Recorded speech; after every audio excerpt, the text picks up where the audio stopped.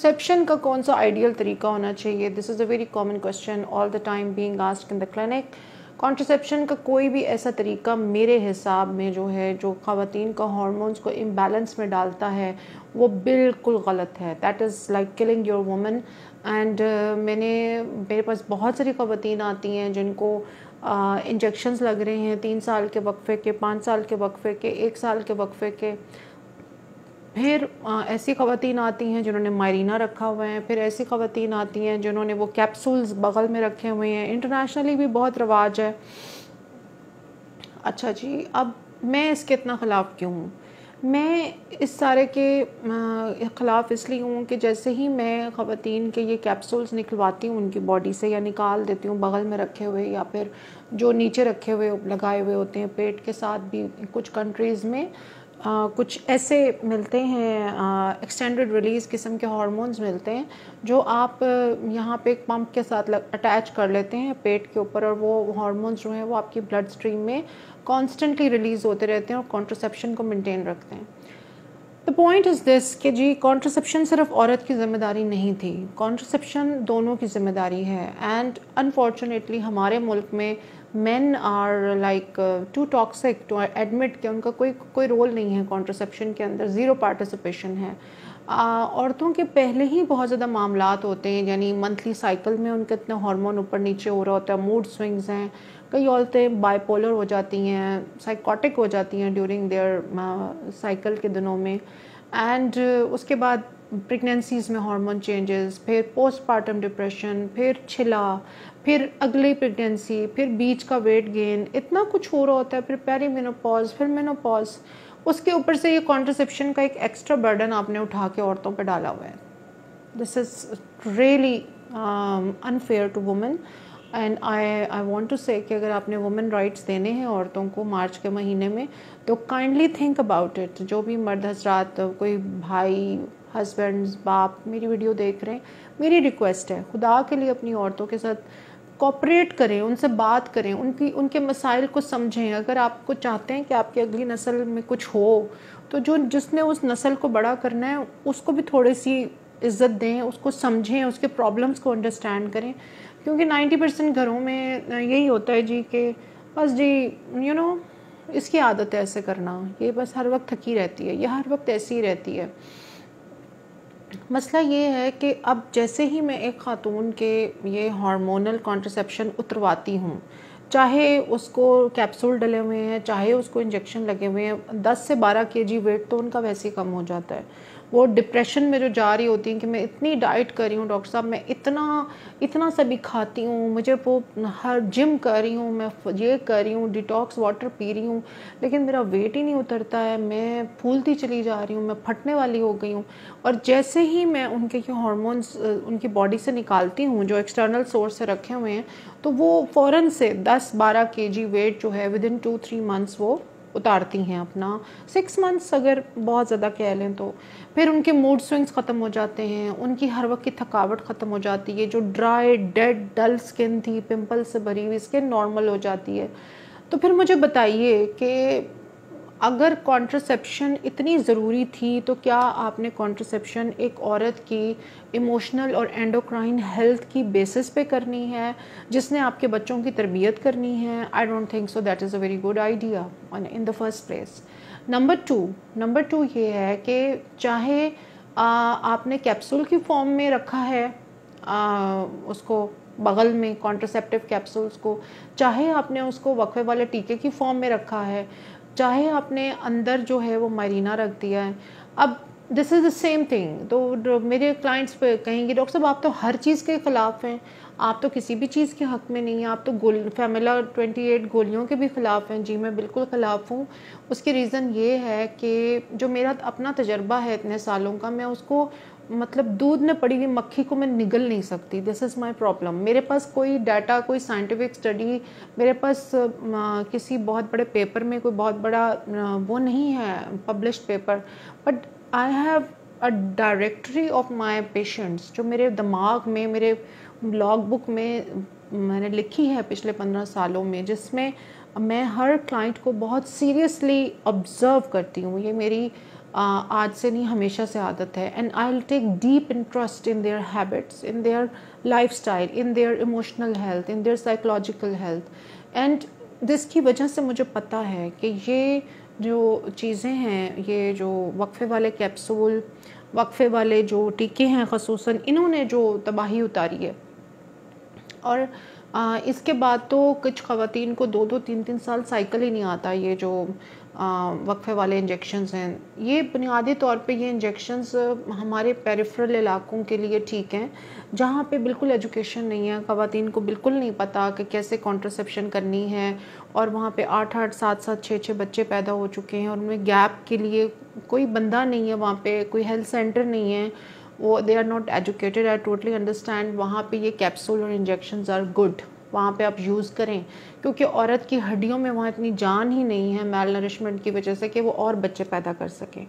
वहाँ पे इनका इस्तेमाल बहुत अच्छा है। मगर बड़े शहरों में पढ़ी लिखी औरतों में, पढ़े लिखी जो ख़वातीन काम कर रही हैं, जिनके पास एक्सेस है टू दस रिसोर्सेज, वहाँ पे ख़वातीन को इस तरह के इंजेक्शंस और इम्प्लांट्स और मायरीना और फिर साथ चाबी वाली गोलियाँ और फिर बगल में डालने वाले हार्मोन्स के capsule, I have seen that this has done more nightmare than any goodness for women.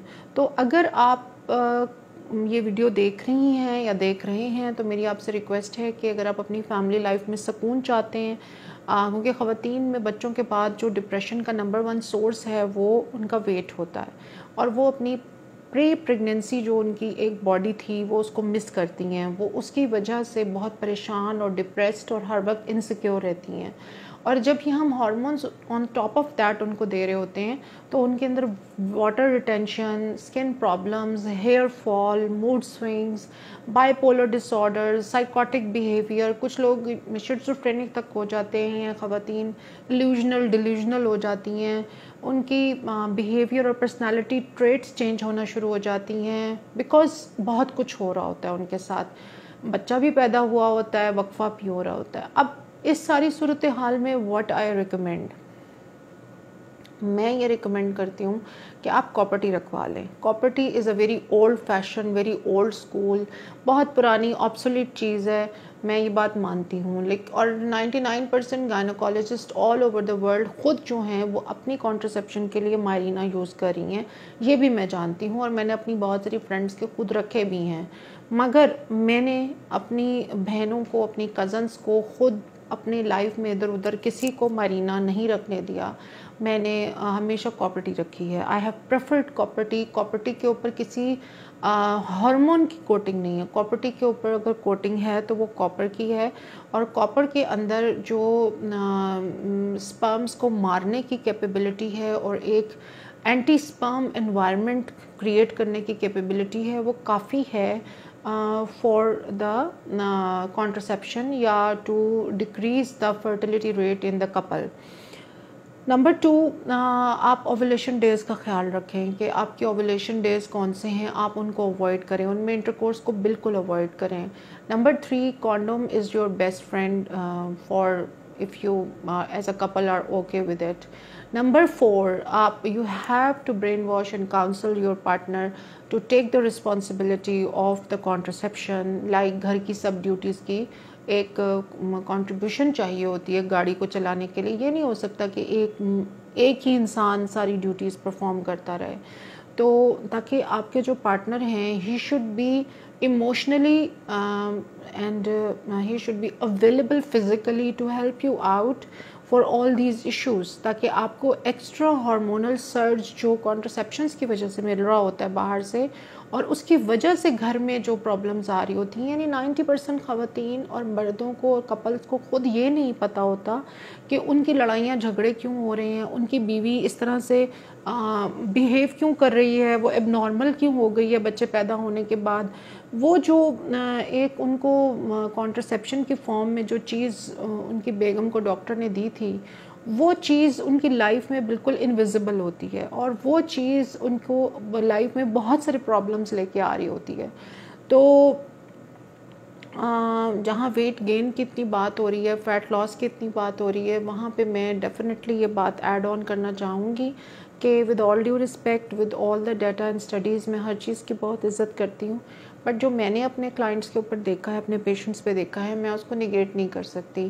क्योंकि जब भी मैंने मायरीना और ये कैप्सूल्स जो हैं, कॉन्ट्रासेप्शन कैप्सूल्स, इंजेक्शंस और फेमिला 28 ख़वातीन की बंद की है, उनको मैं कॉपर्टी की तरफ लेके आई हूँ, उनको मैंने बॉडी को डिटॉक्स किया है, हार्मोन फ्री किया है, उनका एक तो वेट बहुत तेज़ी से कम होता है, इमोशनल हेल्थ बहुत इम्प्रूव हो जाती है, स्किन का स्ट्रक्चर और टेक्सचर बहुत बेहतर हो जाता है, she becomes a very active and very emotionally independent individual, और हेयर फॉल रुक जाता है, और वेट की जो हम चीज़ें उनके साथ कर रहे होते हैं, डाइट या वेट लॉस इंजेक्शंस या कुछ भी उनको बता रहे होते हैं, वो चीज़ें अपना असर शो करना शुरू कर देती हैं, जिसमें पहले उनका वेट लॉस जो था वो इंतहा का रेजिस्टेंट था। मेरे पास कुछ ऐसी ख़वातीन ने भी अक्सर रिपोर्ट किया है जिन्होंने 1 साल का इंजेक्शन लगवाया था वक्फे के लिए, और उनको 5 साल हो गए उनको पीरियड्स नहीं आए। और जब ख़वातीन को पीरियड्स नहीं आते तो उनकी बॉडी जो होती है वो सूडो मेनोपॉज में चली जाती है, यानी बॉडी ये समझती है कि अब इस खातून की जो है कंडीशन बॉडी की वो मेनोपॉज वाली हो गई है, और उनका बोन लॉस और उनका बोन की इंटेग्रिटी और बोन का जो स्ट्रक्चर है वो सारा डिके होना शुरू हो जाता है, बैक एक्स शुरू हो जाती हैं, और मेनोपॉज के अंदर जो जो कुछ होता है, हेयर ग्रे होना, मिड सेक्शन में आपका फ़ैट का डेपोजिशन ज़्यादा होना, फिर आपकी memory loss, irritability, mood swings, वो सारा कुछ भी शुरू हो जाता है, और वो फिर तरह तरह की बॉडी पेन्स और जॉइंट पेन्स और मूड स्विंग्स का शिकार होती हैं। तो ख़वातीन की जो कॉन्ट्रासेप्शन है, ये हमारे सोशल स्ट्रक्चर में एक बहुत ही छुपा हुआ टॉपिक है, जिस पे बात करना भी प्रोबेबली एक टैबू है, बट आई थिंक इसका एक बहुत बड़ा रोल है डिप्रेशन, वेट गेन, औरतों की lack of emotional health after 35, और उनका थके थके रहना, और उनका लाइफ की तरफ उस तरह से वापस ना आना, उनका डिप्रेशन का रोज़ रोज़ बढ़ना, इन सब चीज़ों में कॉन्ट्रासेप्शन का एक बहुत बड़ा हाथ है। And this brings us to this conclusion that men has to take 50% responsibility. विजेक्टमी एक बहुत अच्छा ऑप्शन है जो कपल्स को सोचना चाहिए, रादर दैन कि औरतें अपनी ट्यूब्स कटवाती फिरें ऑपरेशंस के बाद। अब कई ऐसी ख़वातीन हैं जिन्होंने 30s में अपनी ट्यूबल लाइगेशन करवा ली हुई है, and you know now they want to have babies. अगर उनका जो माइंडसेट है, उनके पास कोई अच्छा ऑप्शन होता कॉन्ट्रासेप्शन का उस टाइम पे, या किसी ने उनको प्रॉपरली गाइड किया होता, तो she would have never gone for the tubal ligation at 30 years of age. बहरहाल ये टॉपिक से थोड़ी बाहर की बात हो गई, but the real point is this कि एक तो आपने कोशिश करें कि आपने कॉन्ट्रासेप्शन के लिए कॉपर्टी को चूज़ करना है। कॉपर्टी आप ड्यूरिंग ऑपरेशन रखवा लें, ठीक है, although it is not very like by me, and क्योंकि उस टाइम पे यूट्रस काफ़ी खुली हुई होती है, तो कॉपर्टी की डिस्प्लेसमेंट का काफ़ी चांस होता है नॉर्मल डिलीवरी और सी सेक्शन के टाइम पे। तो the high time to keep the copper T is after 40 days और 60 days के बाद आप जाके रखवा लें अपने डॉक्टर से। It is only copper loaded, इसमें कोई हार्मोन्स नहीं होते हैं। तो I highly discourage Mirena, I highly discourage the injection जो वक्फे वाले टीके हैं, and I highly discourage the Femilon 28 की पिल्स। हाँ, अगर आपको कॉन्ट्रासेप्शन करनी है तो बहुत सारी ख़वातीन एमरजेंसी कॉन्ट्रासेप्टिव पिल्स खा खा के भी अपना इतना कबाड़ा करती हैं कि महीने में 4-4 दफ़ा उनको साइकिल आ रहे होते हैं।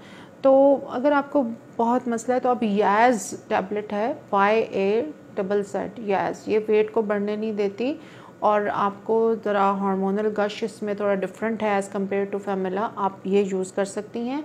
और इमरजेंसी कॉन्ट्रासेप्टिव पिल को आप एबनॉर्मली यूज़ मत करें, and try to understand the topic of contraception. अपने ओवुलेशन डेज़ का जो 1 हफ़्ता है, अगर आप वो अवॉइड कर लें इंटरकोर्स को मियाँ बीवी, तो आप वैसे ही 90% कॉन्ट्रासेप्शन फ़िज़िकली ही कर लेते हैं।